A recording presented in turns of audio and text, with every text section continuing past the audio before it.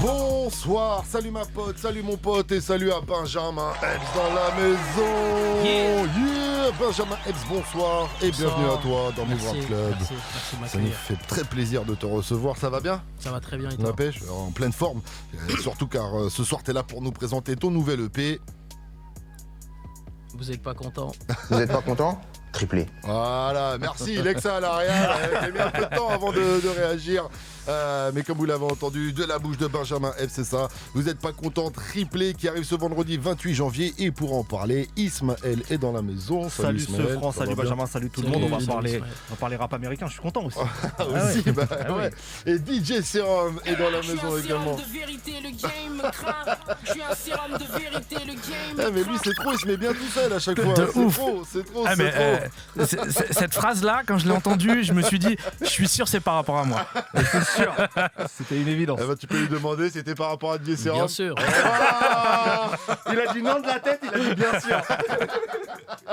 Son corps, il a refusé. Ok, en tout cas, comme on a pu l'entendre, le titre de ce troisième EP fait directement référence à la célèbre punchline de Kylian Mbappé. Avoue, quand t'as trouvé le titre, t'étais fier de toi. T'as dit, là j'ai trouvé un titre, je vais les mystifier. Ouais, franchement, je sais pas d'où m'est venue l'idée, mais je crois que je regardais un documentaire ou quelque chose comme ça, et quand j'ai écouté le truc, je me suis dit c'est parfait, ça va bien avec moi, ça va bien avec l'univers du projet. En plus, je suis un fan de Kylian, donc c'était parfait. Elle est de toi, c'est pas un pote qui te l'a sorti, il faut SO personne. Ok. SO Kylian Mbappé. SO Kylian Mbappé. D'ailleurs, selon toi, c'est quoi tes points communs avec Kylian Mbappé du coup alors? Bah, je sais pas. C'est un jeune rookie, entre guillemets, même si il a plus rien à prouver, il est champion du monde. Moi aussi, je suis un jeune rookie. Bientôt champion du monde. On vous parle pas d'âge, quoi. Non, on parle pas d'âge. Voilà, on parle pas d'âge. On parle que de rap et de niveau, tu vois. Voilà, c'est ça. Et il est peut-être d'ancien quand même un peu déjà. Il fait la maturité. Alors je sais pas du tout quel âge t'as, mais en tout cas, j'ai pas l'impression que t'es si jeune que ça. À voir. Si. Un petit 1996, c'est pas... D'accord, quand même. Ouais, j'avoue qu'à cette époque-là, moi, T'avais baroudé, toi. J'avais baroudé. Ok. Avant ce nouvel EP, en tout cas, t'as sorti plusieurs projets. Pour moi, il y avait Le Futur et Fantôme avec Chauffeur. C'est avec ça que je t'ai découvert. Mais en fait, apparemment, t'as une carrière avant ça. On peut en parler ou t'en parles jamais? Comment ça se passe? Je dirais pas une carrière, parce qu'une carrière, ça implique plein de choses. Mais je dirais que oui, avant tous ces projets-là, je rappais sous un autre pseudo. J'ai fait quelques morceaux, j'ai même fait quelques clips, mais faut croire que le pseudo Benjamin Epps m'a porté chance. T'es passé dans la salle du temps entre temps, qu'est-ce qui s'est passé? Je sais pas, l'âge sûrement, comme tu disais, peut-être la maturité, les influences ont changé, les années ont passé, je pense qu'il y a c'est un ensemble de choses qui font que ça marche maintenant. C'est peut-être le parcours. C'est un marathon. Les étoiles se sont alignées. Exactement. Donc officiellement, en tout cas, Le Futur, c'est ton premier EP sorti fin 2020 et Fantôme avec Chauffeur avec le chroniqueur Sale, c'est ton deuxième EP. On est d'accord. Voilà, ça c'est clair. Mais comment t'as vécu les très bons retours que t'as eu sur le précédent projet? Est-ce que c'est quelque chose auquel tu t'attendais déjà?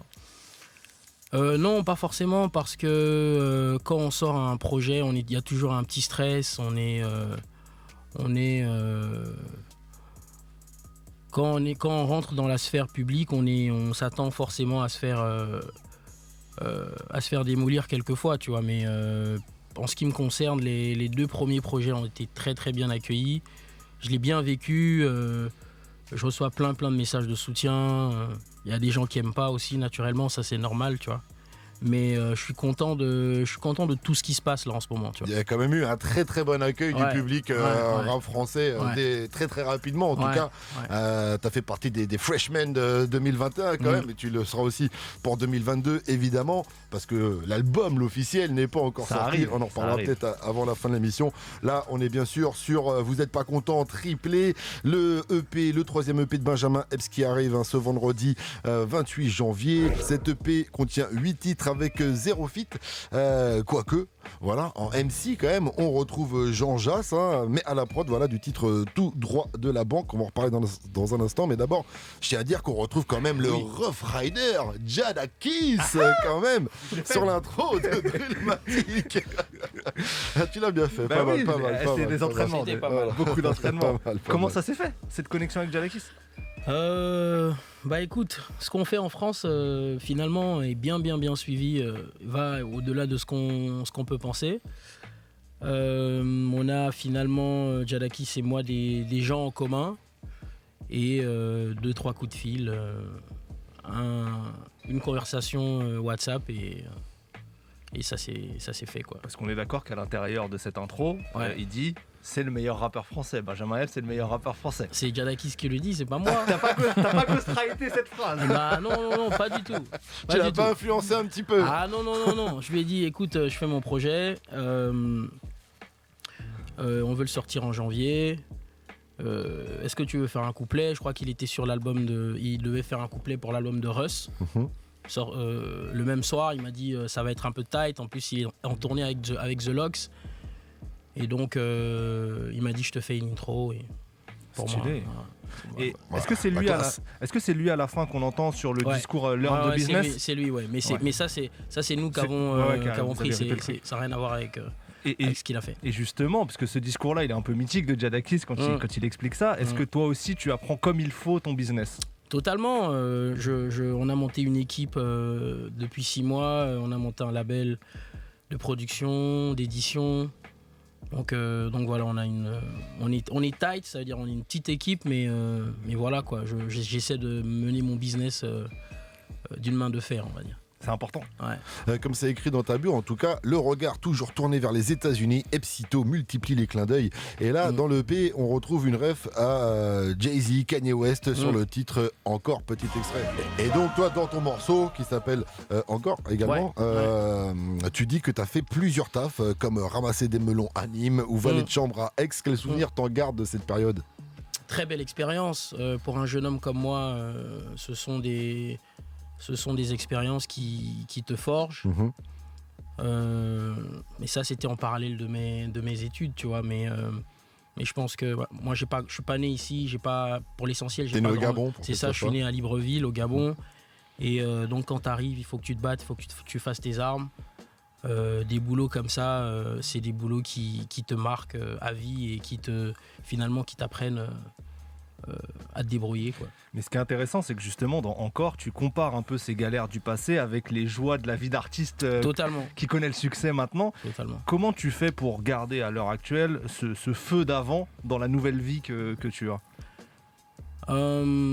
Finalement, tout ce qu'on fait, tout ce que moi je fais, je considère que c'est hyper fragile. C'est-à-dire qu'avant moi, on a eu plein de bons rappeurs. Je pense que rapper, ça suffit plus. Il faut pouvoir être suffisamment solide pour tenir le marathon. Parce que je considère que ce qu'on fait, la vie d'artiste, c'est un marathon, tu vois. Nipsey Hussle. Voilà, c'est ça. Être aussi important en 2020 et en 2022, et être aussi important en 2026, 2027, tu vois, être toujours présent. Ce que peu de gens ont réussi à faire, tu vois. Donc, quand je dis puis-je avoir encore, c'est j'en veux encore, quoi. Je suis pas satisfait, tu vois. Il y a une punch aussi qui m'a interpellé dans ce morceau, parce qu'il y a tout ça, mais il y a aussi de l'ego trip, parce que c'est quand même ton queutru. Et il y a une punch qui m'a fait kiffer, c'est dur à prendre quand tes idoles deviennent tes rivaux. Ouais. Elle est plutôt pas mal, ça aussi. T'as inspiré d'où? Elle est sortie d'où? C'est une formule, c'est un peu une formule américaine, tu vois. Idols become rivals. Un son de Rick Ross qui s'appelle comme ça. Ouais, c'est un son de Rick Ross, mais plein de rappeurs l'ont utilisé avant. Okay. Bah, c'est marrant parce que moi, les Booba, les Kerry James, les Youssoupha, tu vois, c'est des mecs. Je savais même pas que j'allais les voir un jour, tu vois. Et être entre guillemets dans la compétition avec eux, jouer on n'est pas dans la même ligue, mais tu vois, je peux prétendre aujourd'hui à et puis après, on sait jamais dans la musique, ça peut aller très vite des fois et tout ça. Le plus dur, comme tu le disais, c'est de se maintenir. Exactement. Tu peux faire des fois des sons qui pètent de ouf et tout, puis après il faut tenir. Puis il y en a, ils font plein de petits sons lourds qui se mettent en place. Il y a différents chemins en tout cas, mais vous êtes sur la même route, on va dire. Et ce soir, Benjamin Epps, le plus carré des rappeurs français, est avec nous. Et dans Vous êtes pas content, triplé, on retrouve le titre, parce qu'on est en mode rap carré, il y a beaucoup d'influence dans ce projet. On retrouve un morceau qui s'appelle Tout droit de la banque, ou comme on dit en anglais, Straight to the bank, comme dit 50 Cent dans ce titre. Voilà, donc déjà un petit clin d'œil. Et dans le son aussi, on peut entendre le 1, 2, 3, let's go au début de Disco Inferno. Toi, t'aurais aimé faire quel son de 50 ? Quel son t'aurais pu faire en fait ? Si j'avais pu faire un son de 50, je pense que j'aurais fait Hate It or Love It. Ah oui, ouais.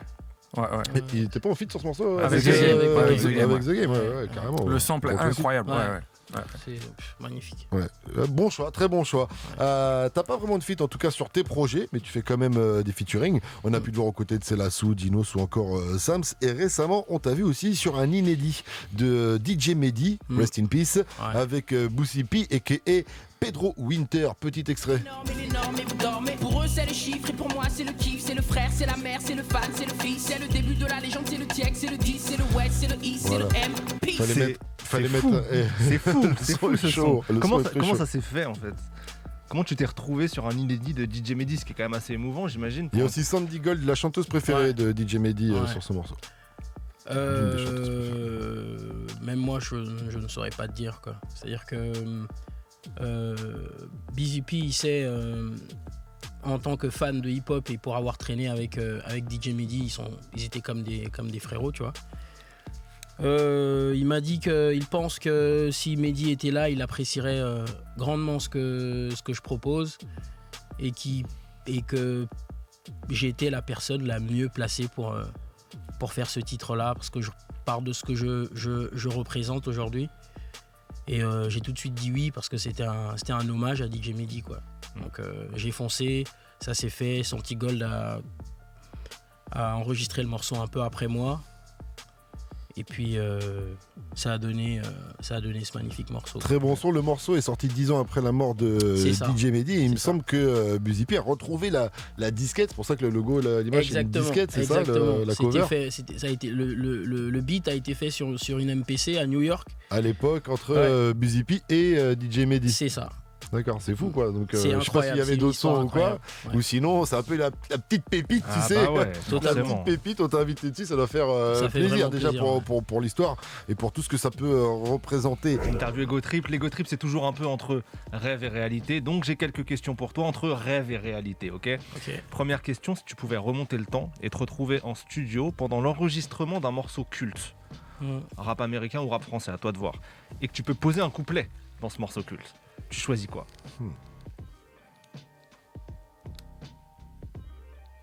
La réflexion est sérieuse là.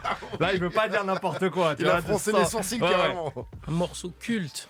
Il y en a beaucoup, j'imagine. Ouais, il y en a beaucoup. The Message, Nas. Ok. Tu irais en studio et tu poserais ton couplet. C'est une bonne ref. On imagine maintenant que tu as 2-3 albums studio au compteur et que tu peux faire un versus. Donc ce versus, c'est ces battles aux États-Unis où deux artistes comparent leurs morceaux et leur carrière. Tu peux faire un versus avec l'artiste de ton choix. Qui en France? Comme tu veux. Qui t'as envie de prendre?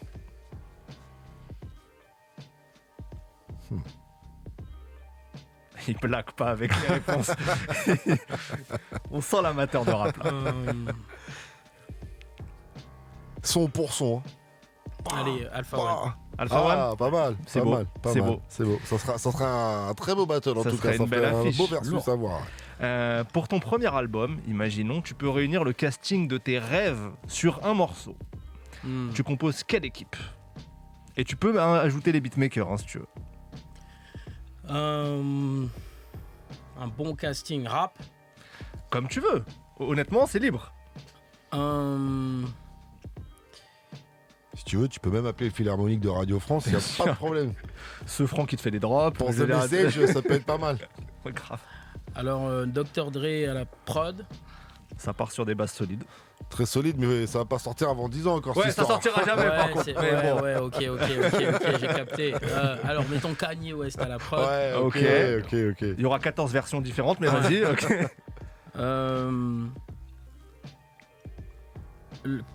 1998 de Mariah Carey, la version 98-99. Ok. Heartbreaker. Exactement, par là. Et Jay-Z. Ouais, ça ce serait un morceau incroyable. Mariah Carey, Jay-Z, Benjamin Epps, Kanye à la prod. C'est ça. J'aurais peut-être vu plus Mary J. Blige à la place de Mariah Carey. Ouais, tu vois. C'est pas mal. C'est pas mal. Ça mais se tape, ouais. prod Kanye, quelle époque? Kanye Soul. Prod Kanye, College Dropout. Ok. Ça me va très bien comme réponse. Je suis content. Dernière question de cette première partie d'interview. Pour la promo de ton premier album, on imagine que tu as des moyens illimités. D'accord. T'as envie de faire quoi comme coup marketing pour la promo de ton premier album? Alors, je fais un super documentaire qui me prend en train de ramasser des melons à Nîmes, en train d'être valet de chambre à Aix. Si c'est mon frère qui me filme, ça peut être pas mal. Et puis. Je pense à ça directement, franchement pas mal la rêve. Puis voilà, je placarde tout ça dans Paris. Normalement, je peux vendre 150 000 albums la première fois. En préco. Mais j'avoue que c'était un énorme coup marketing. Il faisait référence à Orelsan, si vous n'avez pas compris, au documentaire. Voilà. Pour ça, il faut avoir un petit rêve qui croit en toi direct, tu vois. Totalement. Parce qu'elle est là, la force, lui, il a rien demandé, je pense. Restez connectés. Documentaire qui est magnifique. Alors. Ouais, il est super. Franchement, allez tous le voir si vous ne l'avez pas vu. On est avec Benjamin Epps jusqu'à 21h. Restez bien branchés. On va continuer la suite de cette interview. Tu m'as dit interview Ego Trip, Ismaël, mais c'est plutôt interview je suis le number one et j'ai plein d'oseilles. Bah, c'est l'Ego Trip. Cette fois-ci, tu peux organiser le show, le concert de tes rêves dans l'endroit que tu veux. Tu fais quoi?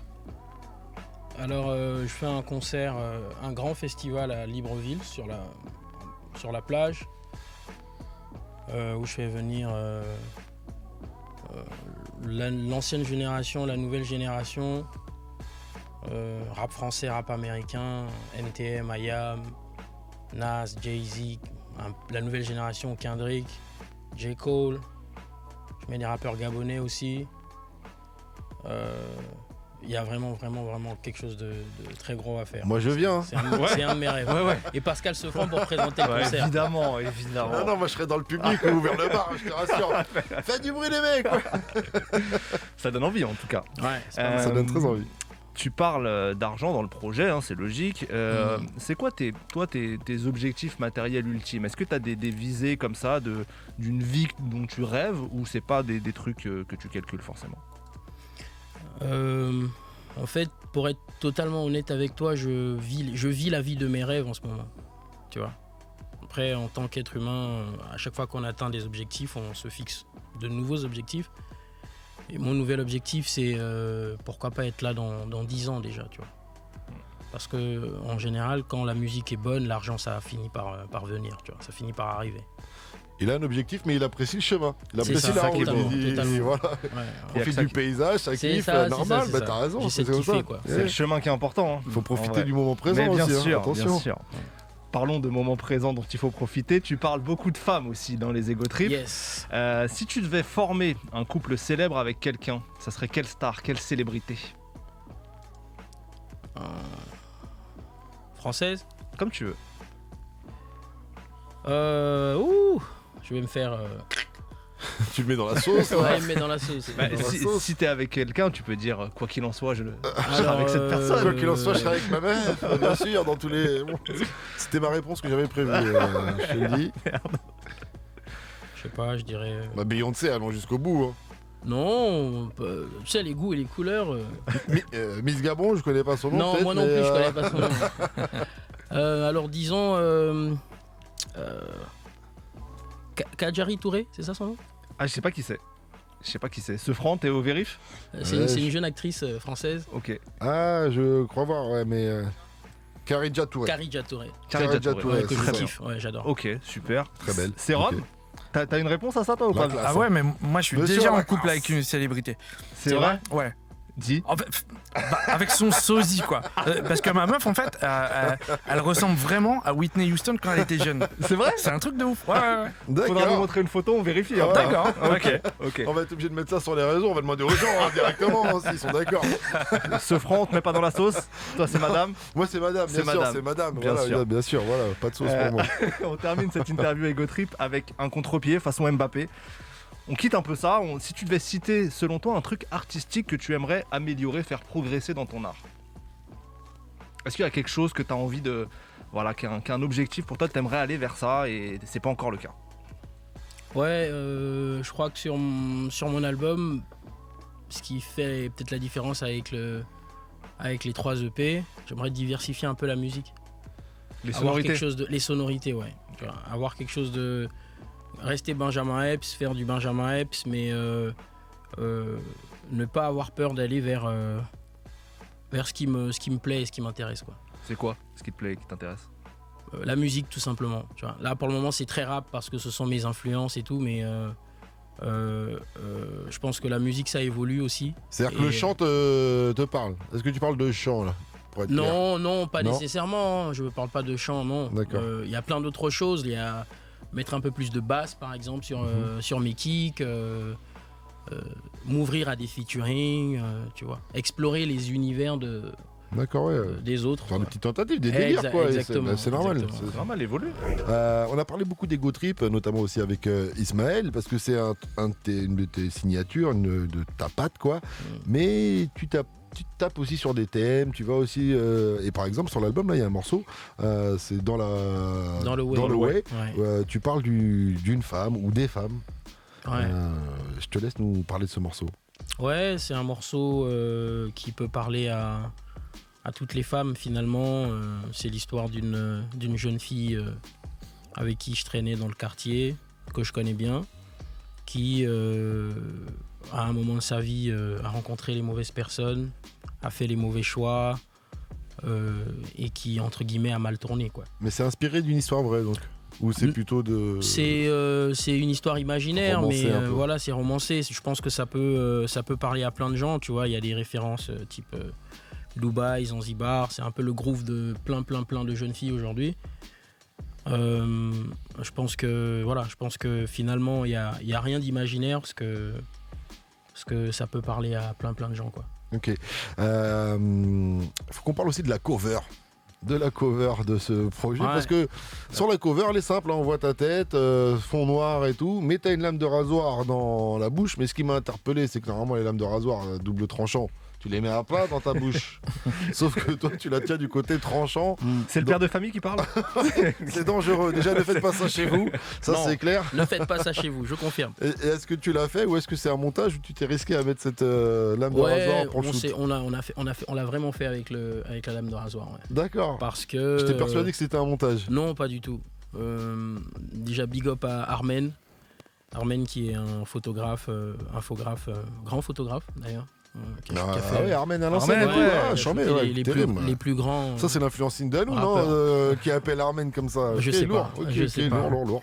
Mais voilà, ça s'est fait avec Armen. Le jour du shoot, je crois qu'on a mis un espèce de scotch autour de la lame qui ne se voit pas. D'accord, il y a un petit truc, il y a une petite technique, d'accord. J'ai pas encore le suffisamment d'expérience pour... Non, ouais, c'est ça, tu sais que les tolards un peu en prison quand ils sortent la lame. Tu vois, c'est ça, mais là... Sofran, il est rassuré. Je suis carrément rassuré, ça. Non, mais tu vois, le truc de cut. Voilà. Il y a une phrase qui m'a marqué un moment dans le projet. Tu dis les rappeurs sont déclassés par SCH, Jul et Naps. Et moi, ça m'a rappelé une phase de Booba. Je sais pas si c'était dans ton inconscient ou ton conscient. Voilà. Totalement. C'était dans le Duc, Autopsie Volume 2, où il dit les rappeurs sont déclassés par Pokora, Cynic et Jams. Elle a quel sens ta punchline à toi, du coup? C'est que les Marseillais ont ramené un son qui finalement est en train de devenir dominant. Et ceux qui rappent entre guillemets de façon orthodoxe sont un peu mis de côté. Ouais. Voilà, c'est ça. Ok. Donc gros respect Gros respect au rap, à la scène marseillaise. Ouais, qui sont imposés comme des, c'est incroyable. Comme des porcs ces dernières années. Faut le dire, mais ils ont raison, tant mieux pour eux, mais c'est par période, tu vois ce que je veux dire. Et c'est vrai que là, ils ont fait un bulldozer et big up à eux. En tout cas, sur Twitter, le 17 janvier, tu as mis cette EP, c'est la dernière ligne droite. Je travaille officiellement sur mon album depuis quelques semaines. Merci à ceux qui sont là depuis le début et à ceux qui prennent le train en marche. Peace. T'en es où? Comment ça se passe alors? Bah écoute, j'explore des trucs. Je n'ai pas encore officiellement bouclé de morceaux. Donc je suis beaucoup dans la compo en ce moment. Tu produis aussi? Je produis aussi, ouais. D'accord, je savais pas. D'accord. Ouais, je produis aussi, je suis dans la compo en ce moment. Je contacte des gens pour les featuring et tout ça. J'essaie vraiment de tout quadriller avant de rentrer en plein dans le projet, quoi. Donc là tu fais le squelette un peu, Exactement. c'est la maquette du truc, mais t'as déjà le thème, la ligne directrice. Ouais, je sais ce que j'ai envie de faire exactement. Ouais. Mais du coup si tu composes, libre à toi après de partir un peu dans tous les délires que tu veux, ou en tout cas... En tant que compositeur, j'ai un peu ma touche et je sais ce que je sais faire et ce que je ne sais pas faire. Tu vois, je pense que j'irai vers ceux qui le font le mieux pour avoir quelque chose de différent. On avait une petite discussion hors antenne là, parce qu'on parlait de samples et on parlait du fait qu'il y avait moins de samples dans le rap français. La conclusion c'est que c'est par rapport au droit, ce genre de choses, c'est plus compliqué par rapport à l'époque. Mais c'est vrai que dans ton rap, toi, on entend un peu le sample, cette envie de sampler. Est-ce que c'est un truc que tu fais d'ailleurs en tant que beatmaker? Ouais, beaucoup. Je ne joue pas de guitare ni de piano, je ne joue absolument rien, j'ai un clavier maître et je sample et je fais des espèces de nappes au-dessus des samples, quoi, pour essayer de les camoufler un peu, mais je sample beaucoup, ouais. D'accord, et tu samples, j'imagine, des trucs libres de droit ou il y a des styles de musique qui t'inspirent plus que d'autres? Est-ce que tu... Ouais, il y a des styles de musique beaucoup plus inspirants, la soul, le R&B des années 90 devient une bonne musique à sampler aujourd'hui. Ouais, j'avoue. Et qui lui-même samplait à l'époque le rhythm and blues, on va dire ça comme ça. Exactement. Donc voilà, je sample les morceaux qui m'inspirent, je ne regarde pas forcément. Je te vois bien, moi, sur des prods à la Just Blaze un peu. T'es très orchestral comme ça, soul orchestral. C'est quelque chose que c'est marrant que t'en parles parce que j'explore tout ça en ce moment. Trop bien. On va gratter là. On va gratter des infos un petit peu sur les featuring qu'on pourrait retrouver sur le futur album. Parce que par exemple, tu avais fait un morceau qui avait très bien marché dans tes débuts qui s'appelait Kennedy en 2005. Donc j'imagine que ton public, enfin, on peut imaginer peut-être un feat avec Kennedy. Ça pourrait être sympa. Ouais, pourquoi pas. Why not? Moi, il y a un autre feat aussi qui m'a interpellé. Je me suis dit, est-ce qu'il pourrait faire un feat avec elle? C'est avec Lala Ace. Dans l'album, il y a une sacrée punchline dans le EP, là. Il y a une sacrée punchline sur Lala. Mais il dit Lala, Ace. je t'aime après. Moi, j'adore. Après, il place ça. Lala, je t'aime. Tu sens qu'il vient du cœur, le Lala, je t'aime. Genre, Lala, je t'aime, fallait trop que je la place, cette punchline. Exactement. Non, mais je te jure, je l'ai écrit comme ça en plus. On l'entend comme ça. Donc, ça marche. Mais je me suis dit qu'un petit feat pour arrondir les angles pour qu'il n'y ait pas de confusion, ça pourrait le faire. Ce serait cool, ça le ferait bien. Franchement, Benjamin Epps à la Ace. Mais alors, est-ce que toi, là, t'as ton idée précise sur tes feats, même sans nous les dévoiler, mais est-ce que tu sais déjà avec qui tu veux? Ouais, je sais avec qui je veux collab, ouais. Et t'as déjà fait tes demandes? Est-ce que tu sais? Ouais, on a avancé sur plein de dossiers, ouais. Ok. Est-ce qu'on peut avoir un chiffre de feats ou pas? Chiffre de... Combien il y en aura, des feats? Pour l'album, ce qui serait intéressant pour moi, c'est d'en faire 3. 3, c'est très bien. Yes. Ouais. Et un feat avec un ricain pour toi, ce serait vraiment, sans de truc de tes rêves, le meilleur ricain, mais juste un ricain. Est-ce que ça serait un kiff pour toi ou pas? Parce que tu sais, souvent on dit les feats américains, en fait, ça fait pas spécialement. Feat avec un Quinry, ce serait pas un rappeur en fait. D'accord, plutôt une chanteuse américaine. Ouais, ça me plairait un peu plus, ouais. Ouais, ça te correspond peut-être un peu mieux. Ouais, rappeur, tu vois, je retiens pas énormément de toutes les collabs qui ont été faites en France, quoi. Ouais, il y en avait au début qui ont été marquantes parce que c'était très rare, puis tout d'un coup il y en a eu plein et puis ça n'a pas spécialement fait parler. Merci à toi Benjamin. Merci à Benjamin vous, merci Epps, pour l'invitation. Le Epps il vient d'où au fait avant de se quitter? J'ai besoin de savoir parce que moi au début je me suis dit il a fait de la prison ou quoi, tu vois, c'est peut-être je prononce pas bien. C'est peut-être le Benjamin Epps, tu vois, mais pas sûr. Donc d'où vient-il? C'est peut-être que j'ai fait de la prison. En fait. Non, je déconne. Benjamin Epps parce que mon prénom c'est Kess et mon nom c'est Epembia, c'est juste une contraction en fait. D'accord. Et comme je suis quand même dans une esthétique très américaine, tu vois, ça sonne américain, c'est cool, j'aime bien. On aime bien aussi, Benjamin Epps, ça le fait. J'aurais validé aussi si j'avais trouvé ça comme pseudo. Ah oui, c'est trop classe. Ouais. Serum, merci à toi. Merci à toi Ismaël. Merci. Et merci surtout à notre invité Benjamin Epps. Yeah. On rappelle que le projet Vous êtes pas content, Triplé arrive ce vendredi 28 janvier ou jeudi à partir de minuit. Il va falloir streamer ça très fort. Move Radio, Hip Hop Nation.